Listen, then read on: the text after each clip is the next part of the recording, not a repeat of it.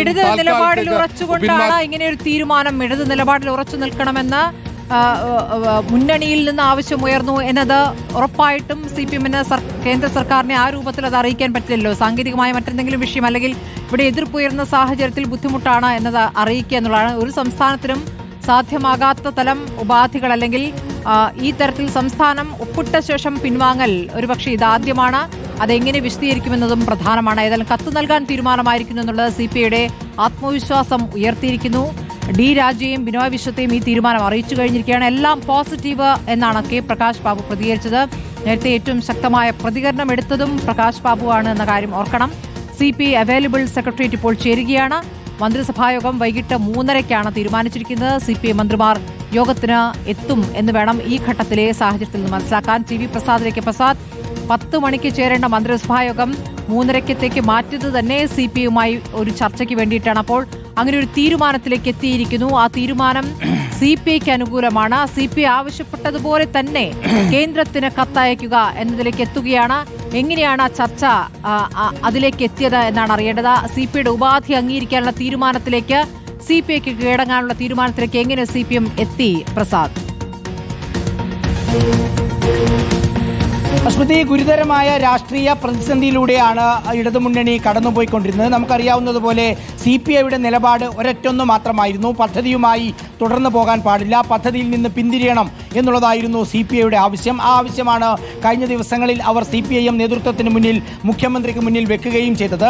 അങ്ങനെ കഴിഞ്ഞ വ്യാഴാഴ്ചയാണ് ഇത് സംബന്ധിച്ച് ഒപ്പിട്ട തീരുമാനം മാധ്യമങ്ങളിലൂടെ പുറത്തേക്ക് വരുന്നത്.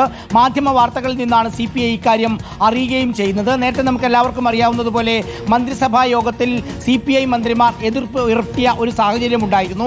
ആ സാഹചര്യത്തെ സ്വാഭാവികമായി മന്ത്രിസഭാ യോഗത്തിൽ തന്നെയായിരുന്നു മറികടക്കേണ്ടിയിരുന്നത്. മന്ത്രിസഭാ യോഗം ചർച്ച ചെയ്ത് തീരുമാനിച്ച് മുന്നോട്ട് പോവുക എന്നുള്ളതാണ് ഒരു മന്ത്രിസഭയുടെ രീതി. പക്ഷേ മന്ത്രിസഭയെ അറിയിക്കാതെയാണ് മുഖ്യമന്ത്രിയുടെ നിർദ്ദേശപ്രകാരം ശിവൻകുട്ടി പറഞ്ഞതനുസരിച്ച് വിദ്യാഭ്യാസ വകുപ്പ് കേന്ദ്രവുമായി ആ കരാറിൽ ഒപ്പിടുന്നത്. കരാറിൽ ഒപ്പിട്ടതിന് ശേഷം നമ്മളെല്ലാവരും അറിഞ്ഞ സമയത്ത് മാധ്യമങ്ങളിലൂടെയാണ് ആ വാർത്ത CPI നേതാക്കൾ അറിഞ്ഞത്. CPI നേതാക്കൾ ആ സമയം തന്നെ വലിയ പ്രതിസന്ധിയിലായിരുന്നു. വ്യാഴാഴ്ച രാത്രി വിവരമറിയുന്നു. വെള്ളിയാഴ്ച രാവിലെ അടിയന്തര യോഗം ചേരുന്നു. അടിയന്തര യോഗം ചേർന്ന് അന്ന് വൈകുന്നേരം വാർത്താ സമ്മേളനം വിളിക്കുന്നു CPI-യുടെ സംസ്ഥാന സെക്രട്ടറി ബിനോയ് വിശ്വം. ഇതെന്ത് സർക്കാരാണ് എന്ന് മുന്നണിയിലെ രണ്ടാമത്തെ കക്ഷിയുടെ സംസ്ഥാന സെക്രട്ടറി തന്നെ വാർത്താ സമ്മേളനം നടത്തി പറയേണ്ടി വരുന്ന അസാധാരണ സാഹചര്യം കേരളത്തിലെ ഇടതുമുന്നണിയിൽ രൂപീകൃതമാകുന്നു.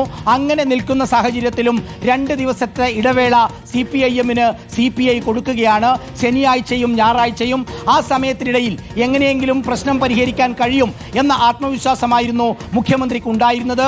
മുഖ്യമന്ത്രിയെ നമുക്കറിയാം, സാധാരണഗതിയിൽ എടുത്ത തീരുമാനം മാറ്റുന്ന ആളല്ല മുഖ്യമന്ത്രി. പക്ഷേ എന്നിട്ടും മുഖ്യമന്ത്രിക്ക് ഒരു പ്രതീക്ഷയുണ്ടായിരുന്നു ഇവരോട് സംസാരിച്ചിട്ട് മാറ്റാൻ കഴിയുമെന്ന്. തിങ്കളാഴ്ച പറഞ്ഞതുപോലെ CPI-യുടെ എക്സിക്യൂട്ടീവ് യോഗം ആലപ്പുഴയിൽ ചേർന്നു. എക്സിക്യൂട്ടീവ് യോഗത്തിന് ശേഷം തീരുമാനം പറയാം എന്നായിരുന്നു നേരത്തെ CPI സംസ്ഥാന സെക്രട്ടറി പറഞ്ഞതെങ്കിൽ അന്നത് പറയാൻ കൂട്ടാക്കുന്നില്ല. ആ ദിവസം രാവിലെ സമാന്തരമായി ഇവിടെ തിരുവനന്തപുരം AKG സെന്ററിൽ CPIM-ന്റെ സംസ്ഥാന സെക്രട്ടേറിയറ്റ് യോഗം മുഖ്യമന്ത്രിയും ജനറൽ സെക്രട്ടറിയും ചേർന്ന് നടത്തുന്നു. ആ യോഗത്തിന് ശേഷം ഒരു തീരുമാനമെടുക്കുന്നു. മുഖ്യമന്ത്രി CPI നേതാക്കളുമായി കൂടിക്കാഴ്ച നടത്തും എന്നുള്ളതായിരുന്നു അതിലെ പ്രധാനപ്പെട്ട തീരുമാനം. അങ്ങനെ മുഖ്യമന്ത്രി കഴിഞ്ഞ തിങ്കളാഴ്ച ഉച്ചയ്ക്ക് ശേഷം 3 മണിയോടുകൂടി ആലപ്പുഴ ഗസ്റ്റ് ഹൗസിലെത്തുന്നു. ആലപ്പുഴ ഗസ്റ്റ് ഹൗസിൽ CPI സംസ്ഥാന സെക്രട്ടറി ബിനോയ് വിശ്വവുമായി കൂടിക്കാഴ്ച നടത്തുന്നു. ബിനോയ് വിശ്വം അപ്പോഴും അതേ നിലപാടിലാണ്, PM ശ്രീ പദ്ധതിയിൽ നിന്ന് പിന്നോട്ട് പോകണം എന്നുള്ളത്. ആ സമയത്തെല്ലാം ഏതാണ്ട് 1 മണിക്കൂറോളം മുഖ്യമന്ത്രി സംസ്ഥാനത്തിന്റെ സാമ്പത്തിക സ്ഥിതിയും വിദ്യാഭ്യാസ വകുപ്പിന്റെ പ്രതിസന്ധിയുമെല്ലാം പറഞ്ഞ് മനസ്സിലാക്കാൻ ശ്രമിച്ചു. പക്ഷേ CPI സംസ്ഥാന സെക്രട്ടറി വഴങ്ങിയില്ല. പിന്നീട് മന്ത്രിമാരുമായി മുഖ്യമന്ത്രി പിണറായി വിജയൻ ചർച്ച നടത്തി. അതിലും കൂട്ടാക്കാൻ തയ്യാറായില്ല.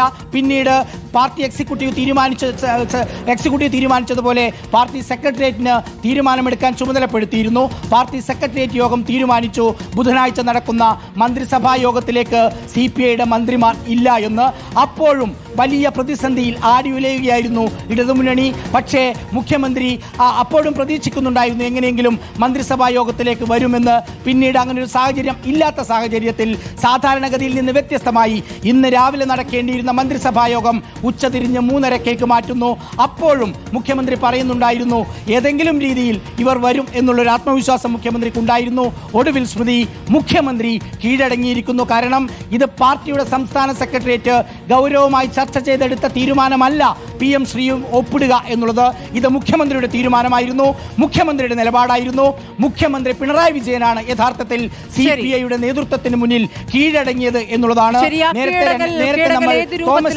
എങ്ങനെയാ പ്രാവർത്തികമാക്കുമെന്നൊക്കെ അറിയേണ്ടതുണ്ട്.